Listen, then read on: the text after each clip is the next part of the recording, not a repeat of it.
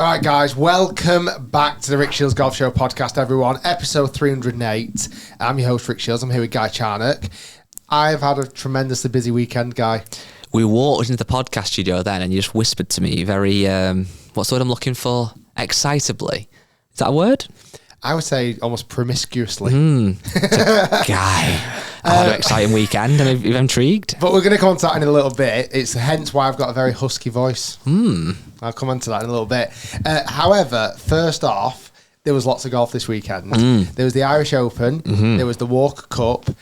There was, obviously, we just released last week's episode of our podcast, and then about an hour or so later, they released the Ryder Cup teams. Yes. Which was very naughty of Luke Donald. He should have done it a little bit earlier, so we're going to talk about it on the podcast. But, hey, better late than never. There was no surprise, really, was there? We've swapped the Højgaard and we're same as last time. Pretty much. I'm nervous, though. I'm not. I am. I think we have, after Rory winning this weekend, I think we are stronger than ever. I said last week, if it was on home ground, we'd win. Oh, yeah. If it was on neutral ground, we'd win. And I wasn't sure about whether it was at away ground at Bethpage. I thought that was going to be the big advantage. I take it all back. Why? I just think all our players are firing on full cylinders.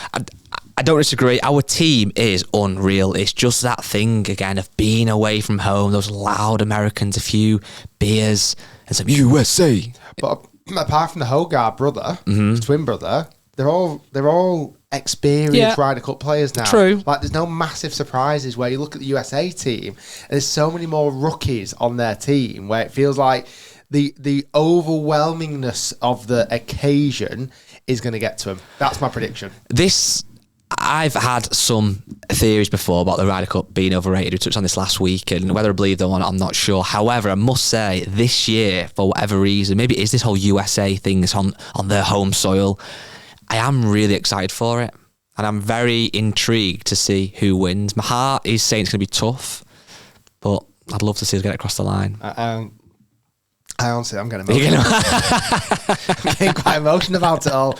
I just think it's going to be unbelievable. I think it's going to be epic. I think the fact that the golf course is going to lend itself. I've seen a lot more of the golf course this last few weeks as well. I feel like I'm starting to really understand Bethpage Black, a golf course I've unfortunately never had the chance to go out and play yet, but know how difficult it is. There's been loads of YouTube videos at Bethpage over the years, and just kind of learning about that golf course. And I think once you then put grandstands around that golf course, it's one of those courses when you actually look on video, you're like, okay, it's really hard, it's very narrow, the rough's really thick, but it kind of, aesthetically, it's not, what's the right word? It's not framed very nicely, some of the holes.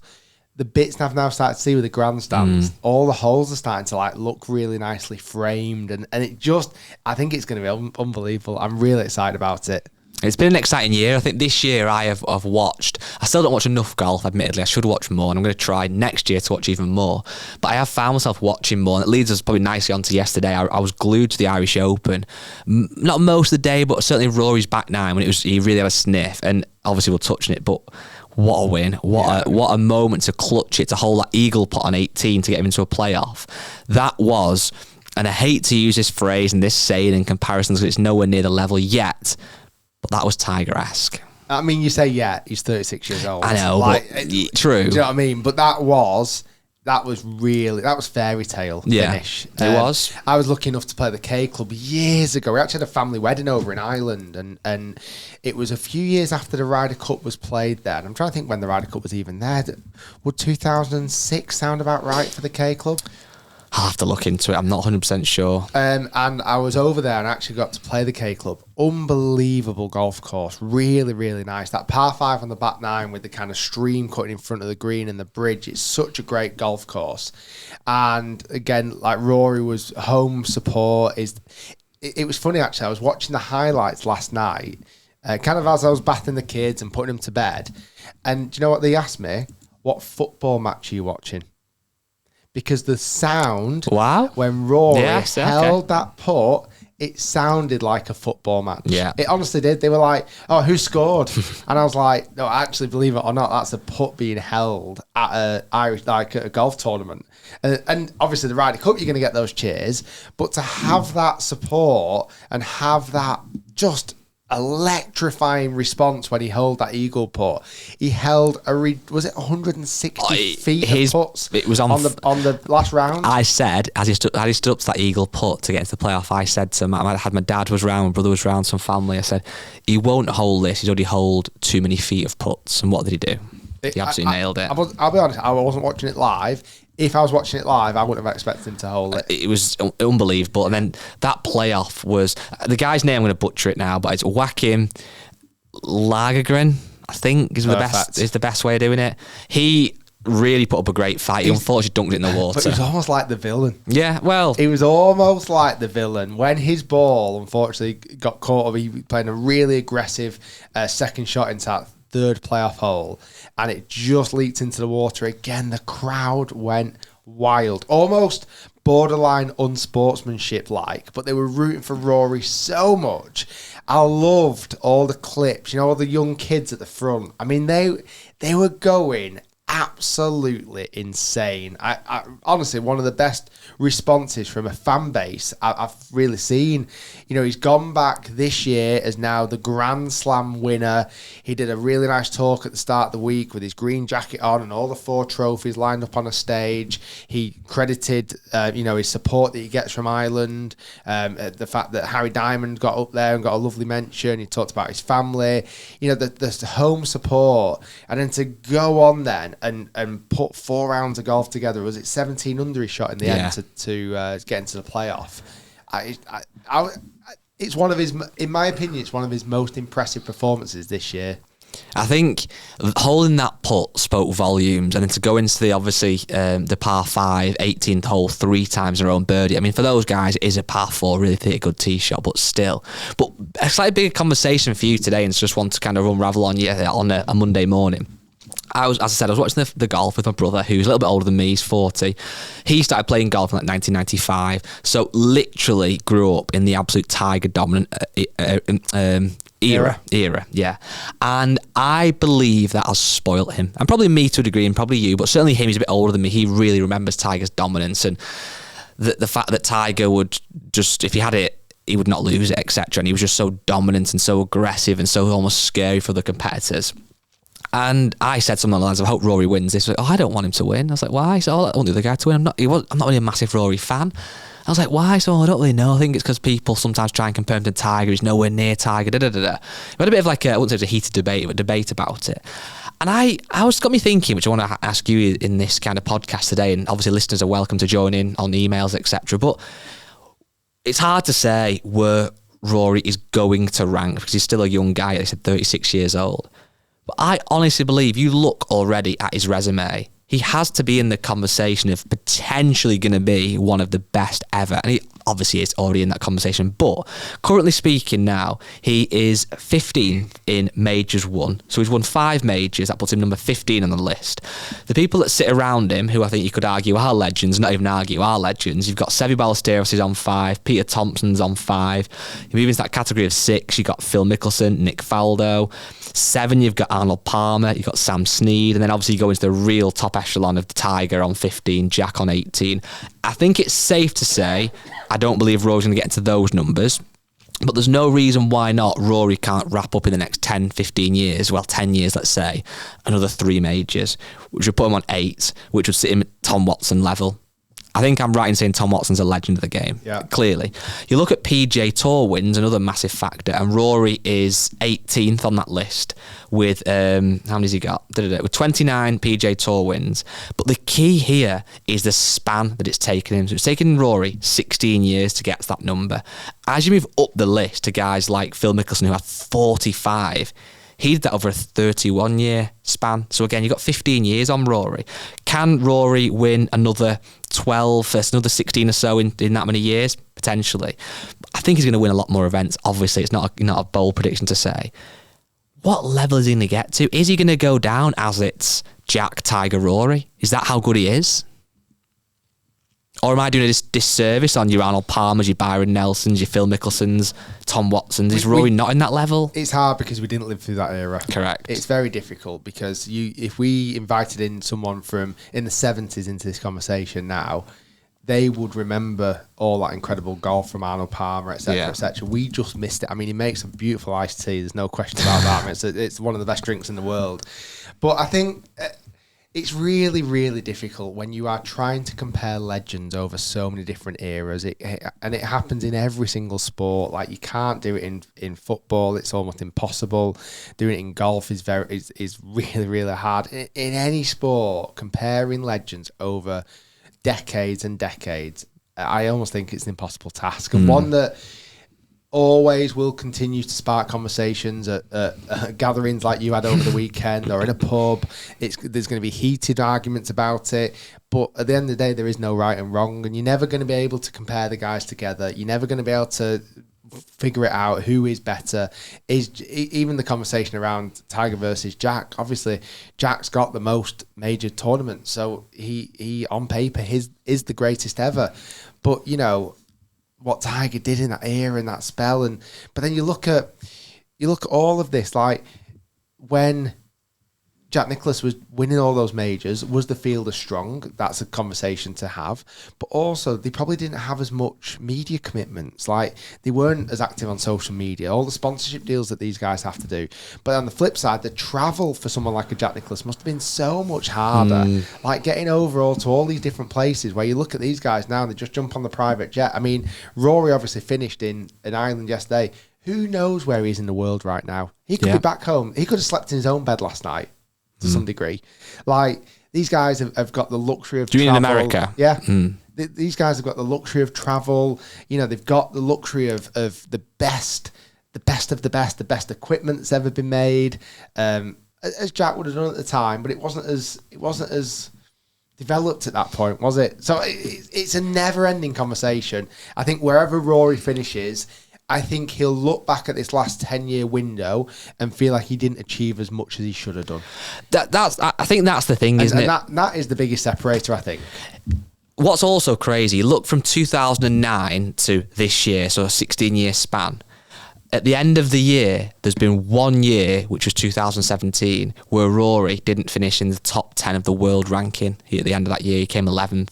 Every other year, I won't go through every single one, but like, he's been in the top 10 many, many years. He's been obviously number 1. He's currently number 2 in the world. His consistency over that time frame is unbelievable. And I think that's maybe where you think he should have maybe won more majors. You know, he's on 5 now. He's got that career Grand Slam, which is unbelievable.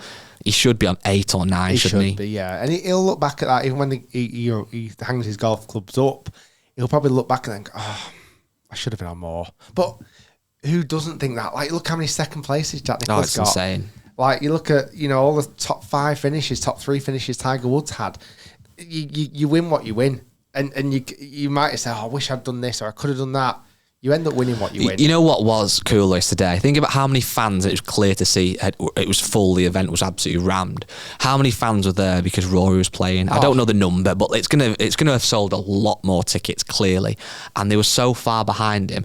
And now Rory obviously has been in very many pressured situations. Obviously winning that green jacket, Ryder Cups, etc., winning the Open Championship, all these different things.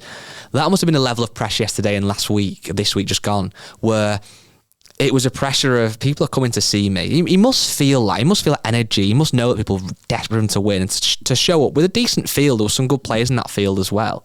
To actually go and win it like that by literally having a 30-foot and going, I'm going to hold this, I'm going to get in the playoff and I'll win. That is a sign of a real champion who isn't afraid of those moments like that. Many golfers would have crushed under the pressure, put that putt to 2 inches away, tap it in for the par and come second and kind of clap and walk off the green. He wanted more. He wanted to win it. He wanted to prove he could win it, and he did. So that is impressive, and I think it does show me that there is that real fight in him. And will he get to double figures in the majors? I wouldn't put it past him. I definitely wouldn't put it past him.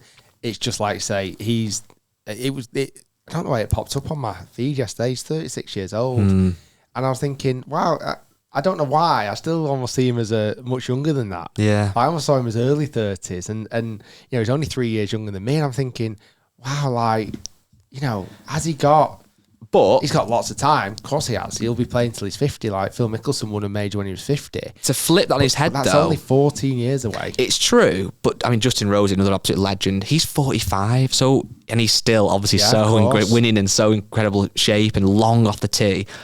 Rory's kept himself in fantastic physical shape. He's got 9 years to even be at the level, to be at the age what Rose is at now, and I think Rose has got another 5 years easily at the top level. Right. So you don't know, do you? No, the game's changed in that sense. But then equally, back to the last point, would you have said when Rory won the Claret Jug in 2014, it would be 11 years till he gets his hands on another one?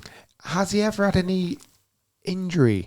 He had the one we missed the Open in 2015, didn't he? The football injury. He did. Good memory. If he's had any more on that, I can't massively think. I don't feel like he has he? No, not certainly the long-term ones that I can think of. Like, you'd always be a little bit scared of that. You know, someone who swings at 125 miles per hour on average with his driver is always a worry about a potential injury. I would hate his legacy to be affected by that, but God, that is so much. I'm sure his team are well on top of that to make sure he lasts as long as he can. You wonder if that's the difference between, Tiger's swing was so unique and so powerful, but in that difference of 10 or so years on where Rory kind of hit the scene, Rory's in the gym obviously a lot, and although he looks physically fit, he's not like a massive big steakhead, is he? So much of his gym routine will be about longevity and preserving his muscles and his joints, etc.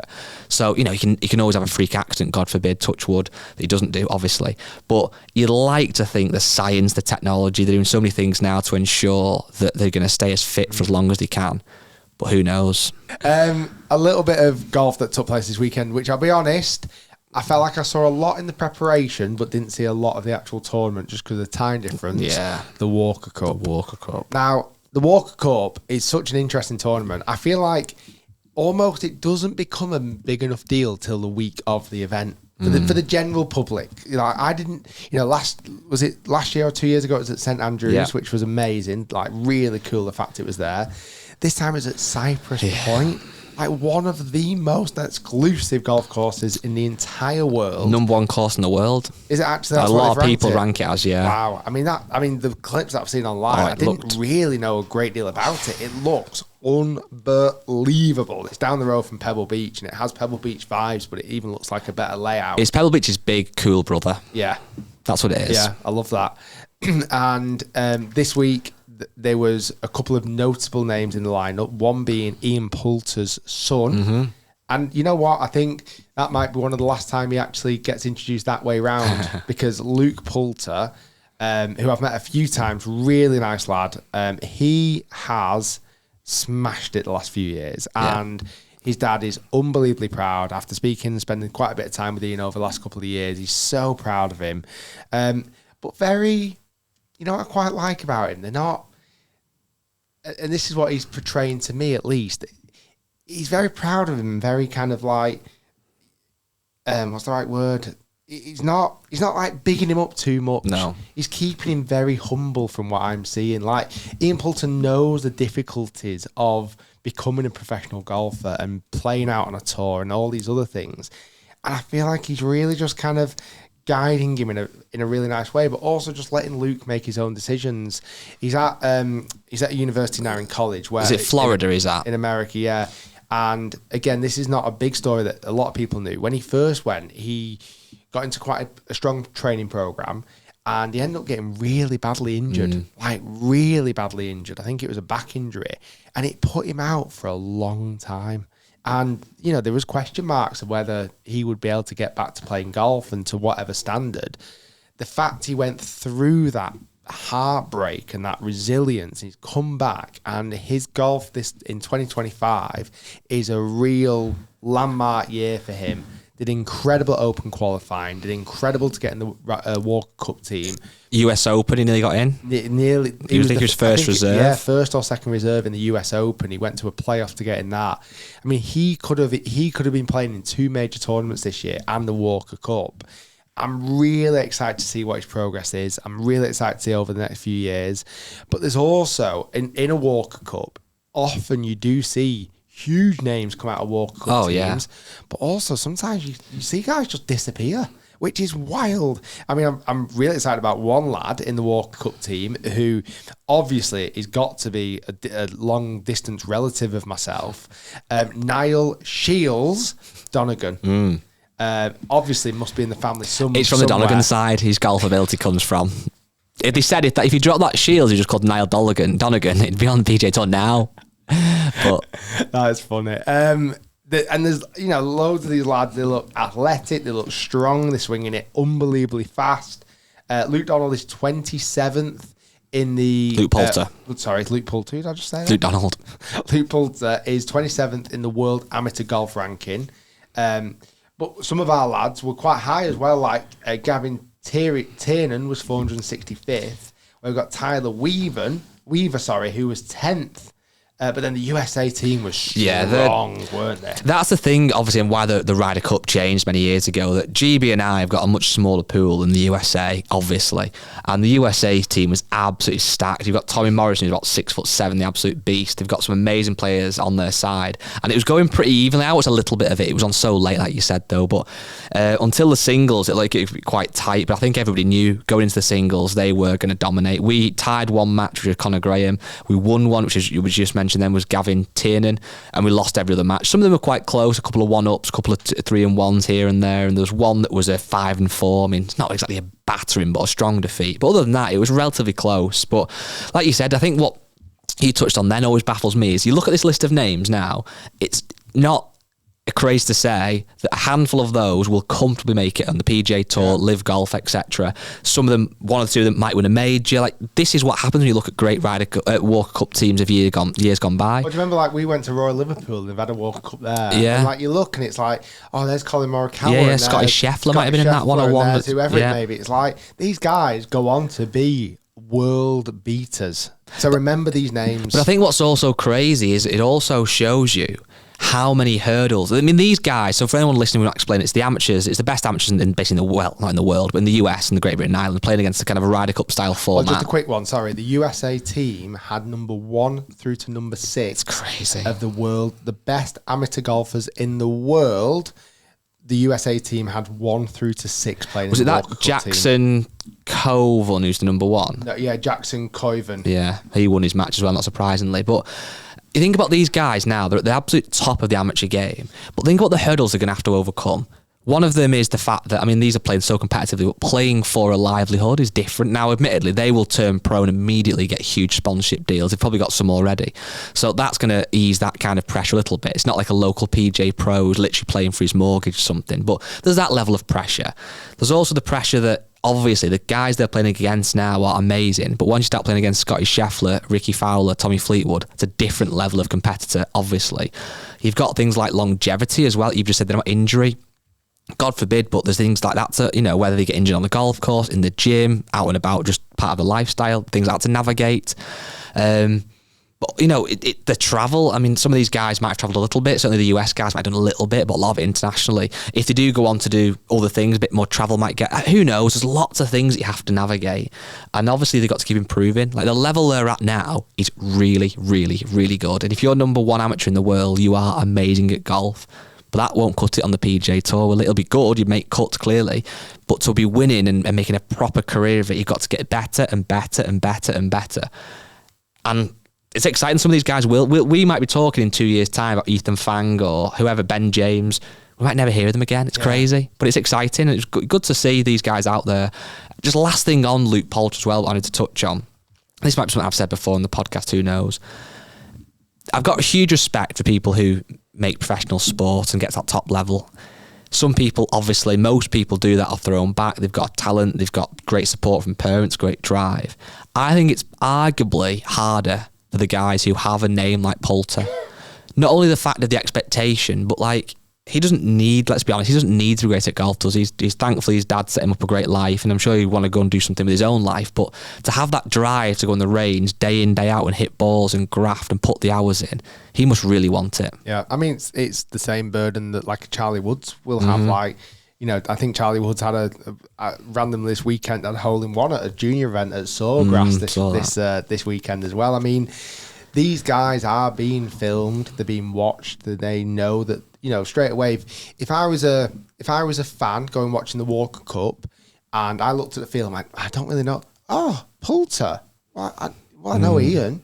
I'm instantly going to gravitate and go and watch Luke Poulter because it's a name that you know. So I think a lot of these young lads who carry these names, it must help to some degree, but like you said, it must be real. It must be what did Stormzy once say? Heavy is the crown you wear, or something. Like it's quite hard, like to be able to perform at this level, knowing that you're playing for your family name. Like it's difficult, really hard. I'm glad Niall Shiels Donegan has really kind of taken on that mantle for the Shiels family name. It's mad though, because it feels like there is a few professional athletes who have obviously famous parents, and there are, I'm not going to name loads of examples, but there certainly is. But also, if you think about might be a bit stereotypical here, but every golfer who has a child, whether it's a boy or a girl, you imagine they're going to at least try and get them to golf to a degree. So, whether it's Vijay Singh, I know his son's done a little bit on that father-son, or Ernie Els or Tiger or whoever, all these names of years gone by have all probably had children and said, try golf, it's what I love. Not many go on to actually do that well. Some do, but for Luke to get to even to this level is a massive accomplishment. I'm sure going to continue improving. He could be on the Majestics. Who knows? Imagine that. Well, they've got a spare spot now that Henrik Stenson's been relegated. You never know. I've had a great weekend. Yes, this weekend. Talk to me. So you might notice on the podcast, listeners, I've got a little bit of a cold and I've got a little bit of a husky voice. Now, normally that would come after a very heavy weekend, but considering I've now been 429 days without a drop of alcohol, it's not alcohol-induced. I've got a new addiction. Okay. And I'm scared about this one. Cold plunges. Not quite. So, my little boy is not so little anymore. It was his 7th birthday this weekend. The big 7. Little Jude, 7th birthday on Saturday. And it's been really interesting seeing his journey, obviously, from being a baby to 7, and his relationship with sports.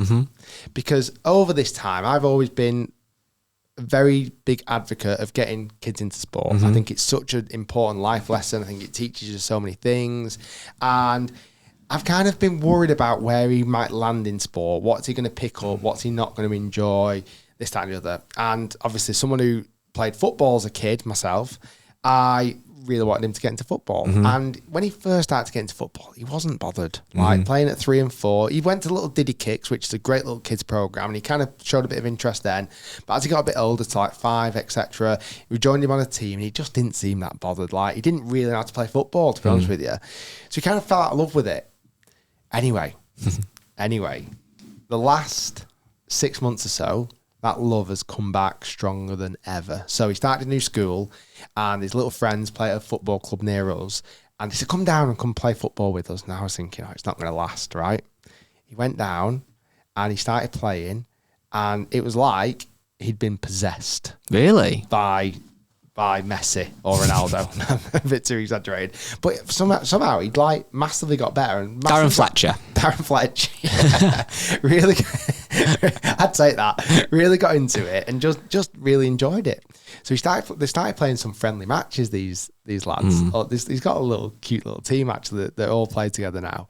And the first friendly match we won. And I was like, the hell, we actually won a match. And Jude played pretty well. The next match, we had a tough one, we lost. Then the next 2 matches, we got absolutely battered. Wow. Do you know when like the score line is like so embarrassingly bad that you almost lose count? Yeah. Like it was that point. However, Jude scored in both games. Anyway, all that being said. So this weekend, there was a seeding competition. So there's this massive kids tournament where loads of football teams go down and they all play these little round robin matches. And basically at the end of it, you get seeded to know what league you're supposed to be in. Ah, okay. I've become a professional football dad. Oh, God. Honestly. Square it. No. I'm very conscious about what comes out my mouth, and there is a lot of dads who get very, very invested in this and are almost borderline too much. Definitely, I'm going on this angle where I'm more of a cheerleader for the whole team. Like even if we've conceded the goal, I always try and I always clap if we concede a goal to the other team because they've always it's great to do. But like as soon as they score, like come on lads, let's get this back. Come on, we're back in the game here. I took my master's chair down. Oh, wow. My little green master's chair, parked myself on the side of the pitch. Honestly, I absolutely loved it. And I shouted and I screamed and I celebrated. Jude scored a match-winning penalty. Really? Can I show you let me show you this. You'll like this. I probably won't put this in the podcast, but let me show. Let me see it.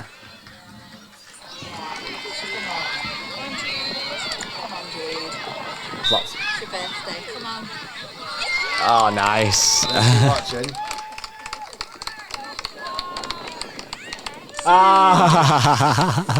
He throws a little Sue celebration in there. But yeah, really, it was his birthday Saturday. He played this little tournament. They ended up winning 2 matches, drawing 1 and losing 1. But now they're going to find that defeat in the correct league. They've got a league. They're in a little league now. And honestly, I'm so invested. We've got this little group chat with all the parents. Like, it's made me almost love football. It was his birthday weekend. He got 3 United kits. He got the black and yellow one, which is really cool. He got the purple and white one, and then he got the goalkeeper, because he's actually a really good goalkeeper as well, because he's quite big. Obviously, he's just turned 7, so he's one of the oldest in the class. And yeah, just love it. So my voice is sore. I've got a cold from sitting outside. It was just, I loved it. Is he going to be football over golf then? Is that what you're saying? No, it's interesting actually, because as much as he loves football, if anyone actually asks him, I don't know where they get this from. If anyone asks any of my 3 kids, "Are you into sports?" They'll say, "Oh yeah, I play golf." I think you don't. I don't know you play golf with, but you don't play golf. Now and again, I'll take him to the driving range, but I really need to find more time at the weekend to take him to the driving range. But now, we've got strict football practice Saturday morning, Sunday morning, just me and him out on the football pitch. We've got some drills to do. What has he got? Boots? He's got little Nike boots. Yeah, nice. Honestly, it's great. Got little shin pads. He just loves it. One thing that's crazy, watching all these little boys and these girls and playing in these football matches, they're starting to learn how to play football, like 6 and 7, starting to kind of understand positions and passing it. Like at first, literally, it's just a group of kids running after the ball. Like, it's ridiculous. Now they're actually making space, they're passing each other. It's actually looking like football. The one thing that they all can do is celebrate like pros. Like Jude doesn't know Ronaldo does Sues, and he's there throwing out a Sue after. Really? I don't know where he's got it from. He's never watched football. He's never watched the Saudi League. He's not sat there watching Ronaldo play, and he's like, how do they know these celebrations? And they all know them. Playgrounds, isn't it? It is. Well, do you remember, I'm a little bit older than you, but do you remember Yeboah? Do you remember Yeboah scored this amazing goal? And I don't even know who Yeboah was when I was a kid or anything. He scored this amazing goal where he hit the top of the crossbar and it bounced in and everything else. And playing football, anytime you take a shot, you go, Yeboah! And I didn't even know who he was. I didn't even know what team he played for. I wouldn't even know what he looked like. And it was much older. I was like, that's Yeboah. I didn't even realise. Do you remember the Robbie Fowler touchline celebration? Was that snorting the line? Yeah, that was. I don't think any of the kids picked that one up yet. Imagine if he scored the winning penalty and did that. But I had no idea what it was. It just said on YouTube. We've got a really good lad that plays for our team. He's really, really good, and he scores a lot of goals. And even regardless of the scoreline, we could be losing like ridiculous amounts, and he'll do a celebration where he goes in front of the away fans and puts his finger over his lip. I just love it. I'm like, yes, go on, lad. I'm really excited. I can't wait to see how it progresses. We've got a really good group of parents and kids. I'm very much a sideline dad at the moment. Because 2 of the dads who are involved are actually managing the team, and someone suggested to me that I was like, not a chance. I'm not managing the team. I'm already going grey enough. But when I first started, I went, right, I'm not gonna. When I first went and watched one of these matches, I was like, right, don't be that dad. I'm just gonna stand there, not say anything, just watch. And I was literally biting my tongue the whole match. The next match, I was a little bit more vocal. Next match, literally Saturday morning, I might as well have had a megaphone. I was literally cheerleading, like, and again, it's super positive. I'm so conscious about being one of those horrible dads who stand on the side of the touchline and start shouting horrible abuse and things like that. It's not what I'm going to do, but it's like, it's supportive. It's like I say, I'm an active cheerleader. I like it. I'm well excited. It's a fine balance. You said cheering on is great. That's what you should do. Obviously, it's when you do see those people who go crazy about it, it's like trying to live their own sporting life through the children. It's a bit sad. But what's nice now, like seeing him, how he moves on football, how he runs, how, you know, like getting involved, I can see, it sounds daft, like some of those transferable skills now go into other sports. Like he's just started picking up rugby at school, and I've never played rugby, so I've got no idea, but he's starting to do rugby, really wants to get into cricket. I'm like, yes, like it's great as a dad. And my girls play lots of sports as well, but like when I'm looking at my little boy, I'm like, yeah, go and do rugby, go and do cricket, go and do football, let's go and do golf. And like, I'm really excited to see kind of how busy my weekends end up becoming as a taxi dad for football tournaments. that's why golf can be the hardest to get into, because it's not as fun, is it? You don't really do a celebration like that when you've hit a good golf shot. Maybe you could. Maybe that could be his thing. But speaking of celebration, I want to celebrate the fact that we have had some great videos on the Hit channel. I was just going to say that we've done 2 podcasts in a row. Yes. Well done, everyone. No, but for those who, I know lots of people who listening or watching, thankfully do tune into the Hit channel. It's where Rick, and sometimes myself, but obviously mostly Rick, reviews some of the great golf products on the market. And sometimes you might just watch it to see what's new. Sometimes you might be watching to find out, should you buy that new product? Is it going to help your game? But one as well this week, which was a bit of a quote-unquote gimmicky one, but actually had some good points. It was the Odyssey chipper. So we got sent a chipper from Callaway, the new Odyssey chipper, which has a white hot insert. Looks a bit more like almost a hybrid, designed to potentially cure those chipping yips. You put it in your hands at the Marriott Worsley Park. I'm cured. Hallelujah. It is a magic wand. I really, really like the product. I thought the weight of it was fantastic. Little 8-iron loft, length of a putter, angle of a putter, easy to use. You need a little bit of a shot just to get understanding of how far it goes. But I think these type of clubs, it was only £129, which I think is reasonable for an Odyssey. Unbelievable, to be fair. I think it's one of those ones that even if you bought it, didn't love it, you could probably sell it again for £100 to someone else. So I think it's a really good little product. Again, the comments on the video were very positive towards chippers as well. I feel like the stigma of chippers is softening, I would say. You know what? I'll be very intrigued to see in the next 5 to 10 years what the golf bags of amateur golfers and pros, but certainly amateur golfers, are looking like. Because I remember when I started playing, it was very much, pardon me, everyone had driver 3-wood, maybe a 5-wood, 3-iron down to sand wedge, often in the actual same set of golf clubs before like bespoke Vokers in Cleveland are really a thing, and then your putter. That's really changed now over time. So I need to cough again. There we go. That's not great on an audio podcast, is it? Big coughs down the microphone. But hey, it's going to happen. But now, obviously, so many more hybrids, specialty wedges, 9-woods are coming a thing again, 7-woods, etc. Like, realistically, if you are a golfer who's off 15, just a random handicap I've picked out, why do you need a 3-iron? You probably haven't got one. You might have a hybrid instead.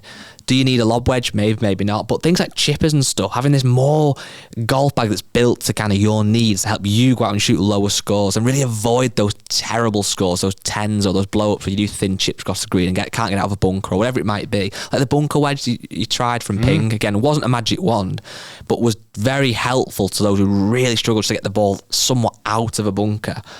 There's lots more. What will it look like in the next 5 or 10 years? I just think there's so much talk about how to make professional golf harder and rolling back the ball and all these other things. Where I actually think the question is, how do you make amateur golf easier?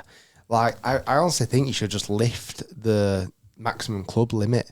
Like, why have 14 for amateur golfers? Like, why not be 20? Like, just first, there's a few advantages. One, you can have a few more bespoke clubs in the bag. Yeah. If you want a chipper, throw a chipper in. You don't have to take any of the clubs out. Two, think about for the golf market, like for the golf market in general. Like suddenly there's this massive influx of people going out, buying a few extra clubs to put in the bag. The fact that they want to go and play a little bit more golf, they're going to want to go to the golf course and try this new thing that they can now use 20 clubs in the bag. They're going to want to go to the driving range and hit more balls to figure out what all these new clubs do. I think for the golf ecosystem, it's a really good thing as well. And then you still keep the professional golf as professional golf is. I hate this idea that they're going to try and change that. I really, really hope they don't. I mean, where are they even up to with Not that? heard that for ages, to be I honest. really, really hope they don't touch professional golf in that capacity. But, you know, for an amateur golfer, make it easier. Let's find golf clubs that are easier to hit. Let's find... Like, I'm not even opposed to on a Saturday morning, they're making the holes bigger. Like your local golf club, make the bloody holes bigger. I don't care. Like, I think it's good. Like, there's nothing wrong with it. What I just don't want to see is where if then you want to go and play a Royal Portrush, the home of this year's Open, with 14 clubs, a regular ball, a regular sized cup, you can still do it. You're not going to, you know, it's not totally different to the world of professional golf. I wonder what's interesting though. I don't know the stats. I'm sure it's not that hard to find out, but out of those people who play golf, how many play competitions and how many play for a handicap and how many just play just having fun? Because if you are just playing for fun, you can't have 20 clubs in your bag. It's only a rule if you're playing competitions or trying to get a handicap, etc. But at the end of the day, they've changed the handicap system so much last few years. Like that, I don't think it's gone down particularly great, but it's done in a way where it's now a much friendlier sliding scale to how you're best performing right now. So that's a massive change in golf. That's huge fundamentally. You and me could go out and have a game of golf, and fundamentally I could give you more or less shots just because they've changed the handicap system. So why not allow it, not just a number on a piece of paper, why not make it even more exciting to play golf and have just more options that you can play with? I just don't think it's as straightforward as just, no, you have to use 14 clubs. It has to be this. I just think there's so much more room. Yeah, speaking of new clubs as well, one thing I've not mentioned on the podcast, obviously you know this, but I've actually got some new irons in the bag. After watching and being there for one of your hit golf reviews where you review the Strixon irons, and it got me thinking, I've only ever used two brands of irons since I've had adult length clubs, and they were Nike and Titleist. Since you've been an adult, and it was a big boy. Yeah, and it was time for a change. And I also felt like I was playing not enough golf where I want something that is forgiving, that's going to allow me to hit a bit more all over the face and not lose too much speed or dispersion, not change too much. Now again, these golf clubs aren't magic wands, but they are bigger. So I went with the Strixon ZX5 irons. You know what? So far, I'm really enjoying. However, there is a caveat here, Rick, and something that I do genuinely believe. You've said this in your reviews for a long time, granted, as have other people, but until you play it, you don't really understand it. The loft's being strong. Those irons, I wanted essentially a forged iron that was big but nice looking behind the ball, not too offset. I didn't really want strong lofts, and these irons, the ZX5s, were about 2 degrees ish, one in some clubs but two in others, stronger than my old Titleist T100 irons. And it didn't really concern me at the start. I hit a few in the simulator and they seemed to go fine. Took them onto the golf course and they were more forgiving, which was brilliant. But there was one hole where me and my friend teed off, and I honestly flew the green by like 30 or 40 yards. I'd slightly pulled one, which obviously de-lofted it again, took the spin off it a bit more, off an already quite strong lofted iron, and it just went literally stupidly far. And that's, sometimes people find that confusing, as how can a shot go too far? Well, it went out of bounds through the green, so it can definitely go too far. Yeah, exactly. It's the same as too short as too far. But and then what you get is you then find, well, your pitching wedge is performing like a 9 iron, but I've then got a 50-degree wedge. There's a huge gap there. So do I then go out and get another Vokey? Don't want to do that. I've not got room for it. Do I start playing 3/4 and half pitching wedges? Well, it's quite difficult again when the spin's quite low and you're not having as much speed on those shorter shots. The spin drops even more. So very long story short, I went and got them actually weakened in loft by a couple of degrees, took them to a local golf shop and got that done. And now they perform much better. But it just opened my eyes. Again, a lot of these things people might try and fit in, and fittings are very good these days. But even then on a fitting, naturally you get so drawn into distance and things like that, and it's so easy to do. And is it beating your own eyes? Is it going further? Does it look nice? But until you go on the golf course and you see one that just goes either too far or whatever it might be, you need to be careful. But overall, I'm loving the Strixons. It's a very, very nice set of irons, and it seems to be a brand that's really growing a lot of interest. People are starting to be more aware. They feel like the new Mizuno, where it's like the best irons are really good. But I've been impressed. Yeah, no, like you're them. right. I think They just need to sort out, in my opinion, a little bit the naming issues for Shrixon. What are the ones you're using? ZX5s, but I keep getting muddled. ZXI5s. Yeah, no. I keep thinking the 7s are the smaller ones, and it is quite messy. I just think if they had slightly cleaner names, that would help. But they're great looking clubs. Yeah, and they're so much more reasonably priced than a lot of sets as well. Well, that is another thing, but not as happy though. Something I want to touch on. We've been asked about this from Tony Roberts on Facebook. He said, Rick, is this Callaway free clubs post legit or a scam? Hey, Tony. It's ridiculous. So someone sent me this the other day. One of my friends sent me this and said, my brother has seen this on Facebook and wants to know if it's real. And I'm like, are you being serious? So basically, if you've not seen this, there's a post going around social media.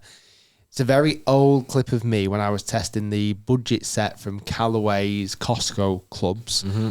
And they have effectively dubbed my mouth and dubbed my talking. It sounds nothing like me. It sounds like a southerner chatting away.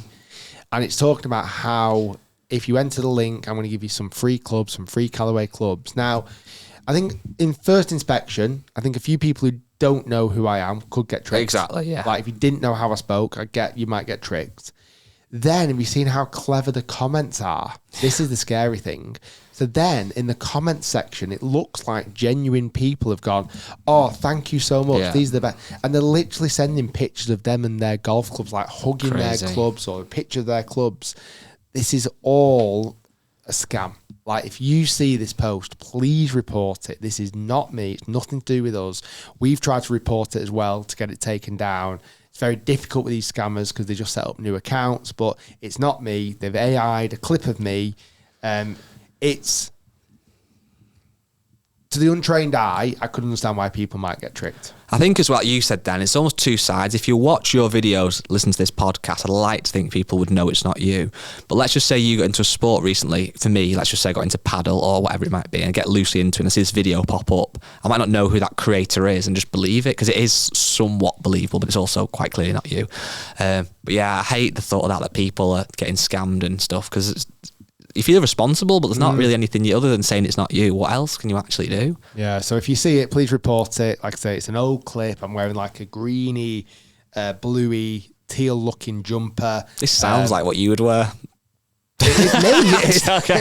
I'm holding a big box of Callaway clubs. That sounds like something you would do. But the video is like, it's... The mouth is... they've purposely lowered the quality of the video to hide the masking of the voice, of the mouth moving. Like if it was a high definition video, which is what we would have originally uploaded onto YouTube or Facebook, everything else, you would have seen that my mouth would be changed. They then upload it in a lower quality, almost slightly blurry. And like you can see, if you look really closely, you can tell it's not my actual mouth mannerisms. Where will we be in 2-3 years' time with this stuff? It's nuts. Some of the AI stuff you see online, it literally now is getting to the point where you have to say, is that actually real? Well, to be honest, some people have actually been accusing us of AI as well. So, like my round at Whistling Straits, people actually saying that that's not Rick playing golf, that round of golf. What did that Rick, quote unquote, shoot? He shot 76. Do you know what I mean? What would the real Rick shoot at Whistling Straits? One of the toughest golf courses in the world. 85. Do you know what I mean? So I think we've got to be careful. Did Rory win yesterday or was it AI? That put actually go in. Were those crowds even there? That's mad. Was it someone like Will Smith? I mean, I love Will Smith Spaghetti. so much. Oh. No, that was I know old. what you're going to say. Yeah, he did a music concert and there was like a clip of a crowd and it was very AI'd. Scary, innit? It is. Who knows where we'll be? I mean, hopefully we can get one that shoots break 75. Yeah. And we've invested a lot into that AI as well. Yeah. And he still shot 76. He was maybe 67, but you're going a bit of an error. Very good. Thanks, everyone. We'll see you soon. What an ending. Guys, we'll see you next week. Thanks for listening. Thanks for watching. Be sure to like and subscribe. And we shall see you very soon. Bye.